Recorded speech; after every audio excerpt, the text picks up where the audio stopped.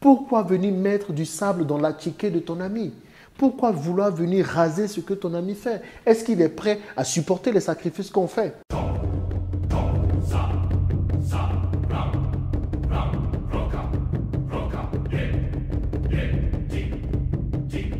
Les amis, j'ai failli perdre un de mes business. Mais de justesse, quoi. De justesse. Et j'étais énervé. Je ne vais pas vous mentir. Je suis passé par tous les sentiments. J'ai été énervé. J'étais outré. Là, c'est plutôt la déception. Et puis le dégoût.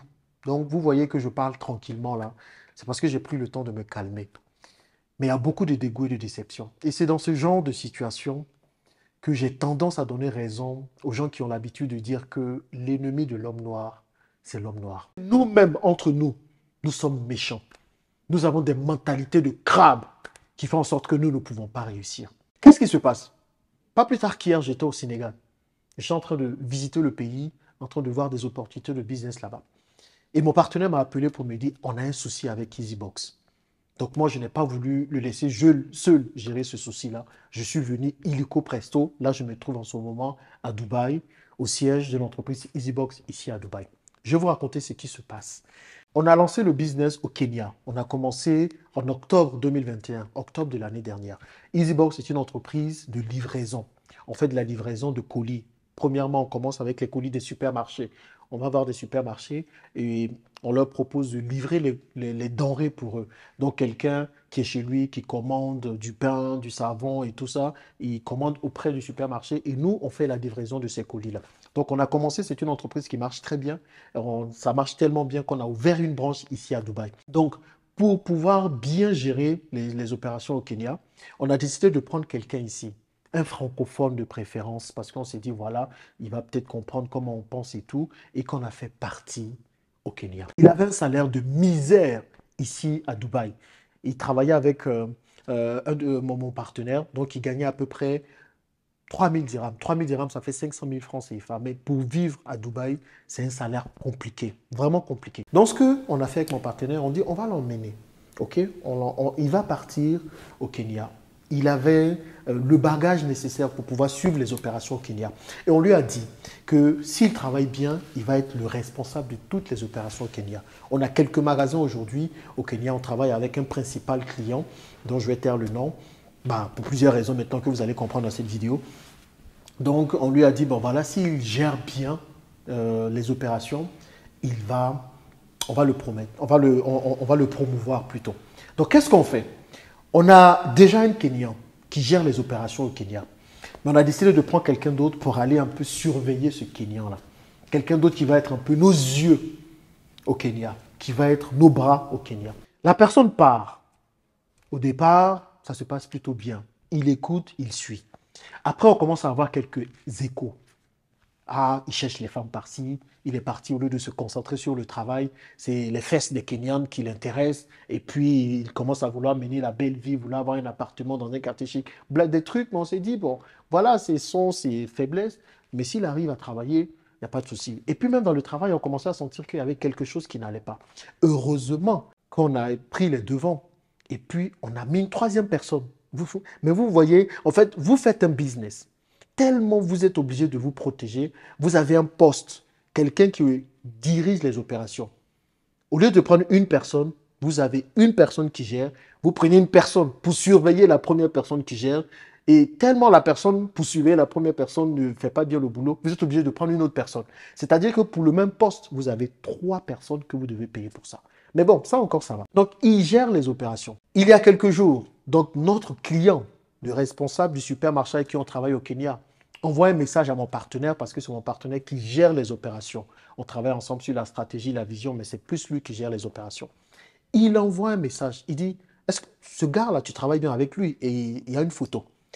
Il dit oui, je travaille avec lui. Et c'était la photo de Romaric, la personne que nous avons fait partie au Kenya. Je ne vais même pas dire sa nationalité parce que ça a créé plusieurs problèmes. Donc, il dit oui, je travaille avec lui. Et le client lui dit, mais il est venu me voir.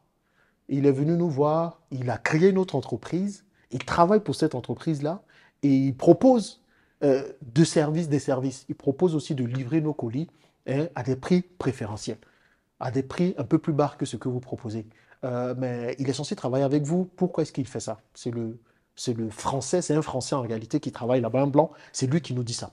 Donc, mon partenaire, il est troublé. Il dit, mais qu'est-ce qui se passe? Mais pourquoi?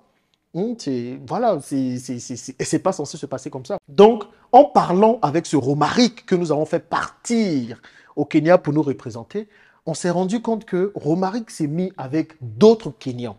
Il a créé une nouvelle entreprise. Et il est parti voir le client préféré ou bien notre principal client avec lequel on travaillait pour lui proposer exactement le même business. Quelle humiliation! Quelle humiliation! Quelle humiliation! Nous sommes humiliés! Le même plan. C'est que Romaric, on a travaillé avec lui. On l'a pris ici dans la misère. On l'a pris ici dans la boue. On l'a fait partir au Kenya pour dire que demain, c'est lui qui va nous représenter. Romaric ne pouvait pas attendre, ok, que les choses deviennent bien pour qu'on lui donne toutes les opérations du Kenya. Romaric a certainement vu passer des chèques qui passaient depuis le client là. Il a certainement vu l'argent qui passait. Il s'est dit, mais pourquoi lui, il va attendre d'être directeur des opérations au Kenya? Pourquoi il ne prend pas tout le business?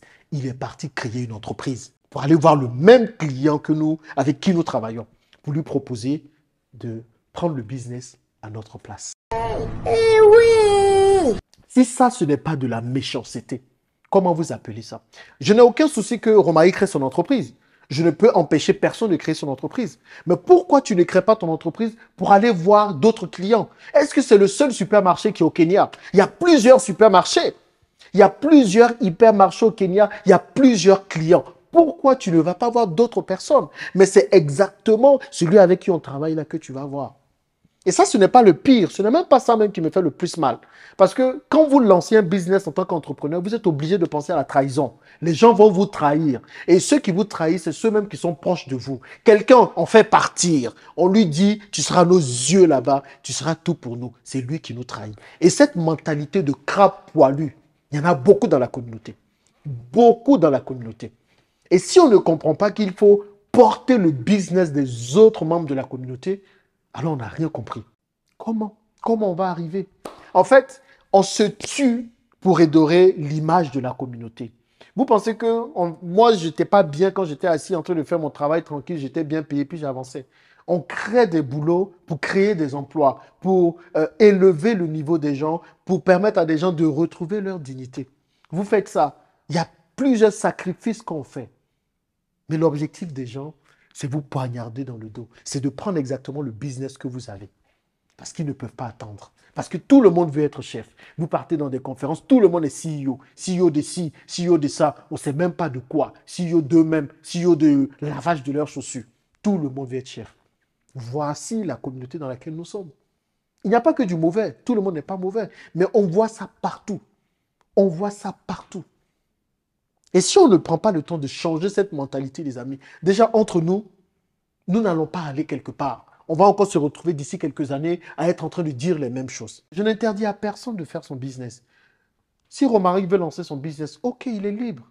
Il peut aller voir d'autres clients. Il faut qu'il le fasse en bon terme. Pourquoi venir mettre du sable dans la chiquée de ton ami? Pourquoi vouloir venir raser ce que ton ami fait? Est-ce qu'il est prêt à supporter les sacrifices qu'on fait? Est-ce qu'il est prêt à mettre tout l'argent qu'on a mis dedans? Parce qu'il voit passer des gros chèques, mais il sait comment ça se passe. Aujourd'hui, maintenant, il n'a pas de boulot. Parce que finalement, le client l'a grillé. Et il est grillé un peu dans... C'est un petit réseau. Quelqu'un qui a fait ça aujourd'hui, quelqu'un qui trahit aujourd'hui, il va trahir demain. Il va trahir demain. Donc, tous ceux qui sont là, qui disent, oui, l'employé, faut lui pardonner et tout. On fait quoi? On lui pardonne? On lui pardonne. Si demain, il vient, qu'il nous demande pardon, on dit quoi? On le récupère? À un moment donné, on ne peut pas continuer comme ça. On ne peut pas avancer comme ça, les amis. Ce n'est pas possible. On ne peut pas. Vous ne pouvez pas vous atteler à détruire ce que les autres essaient de construire. Ce n'est pas possible. Là, on est en train de travailler. On est en train de rattraper le tir. Donc, on est en train de mettre plein de garde-fous. C'est sûr qu'on ne va plus travailler avec des francophones. C'est sûr sur ce business-là. Là, on travaille avec des Indiens. Quitte à envoyer un Indien gérer les opérations là-bas, on va le faire. C'est que cette idée de compagnie tournée africaine, c'est bon. Franchement, c'est bon parce que ça nous crée plus de problèmes que ça nous donne des solutions. Là, on a vu, on travaille avec des Indiens, des Pakistanais, des Philippines et des Africains. Je vous assure que les plus grands problèmes que nous avons eus, c'est avec nos frères africains. Pourtant, on a voulu que cette entreprise, soit d'abord tournée africaine. Je vais vous expliquer tout ça dans une prochaine vidéo. Mais c'est dommage, quoi. Voici les réalités du terrain que je voulais partager avec vous aujourd'hui. Voilà. À plus.